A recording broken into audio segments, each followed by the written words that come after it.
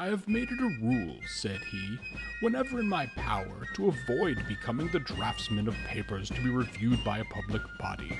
I took my lesson from an incident which I will relate to you. When I was a journeyman printer, one of my companions, an apprentice hatter, having served out his time, was about to open shop for himself. His first concern was to have a handsome signboard with a proper inscription. He composed it in these words: John Thompson, hatter, makes and sells hats for ready money, with a figure of a hat subjoined. But he thought he would submit it to his friends for their amendments.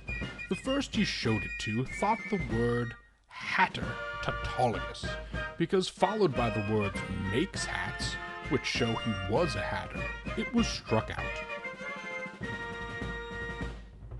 The next observed that the word makes might as well be omitted, because his customers would not care who made the hats. If good and to their mind, they would buy by whomever made. He struck it out. The third said he thought the words for ready money was useless, as it was not the custom of the place to sell on credit. Everyone who purchased expected to pay. They were parted with, and the inscription now stood, John Thompson sells hats. Sells hats, says his next friend. Why, nobody will expect you to give them away. What then is the use of that word? It was stricken out, and hats followed it, the rather as there was one painted on the board. So the inscription was reduced ultimately to John Thompson, with a figure of a hat subjoined.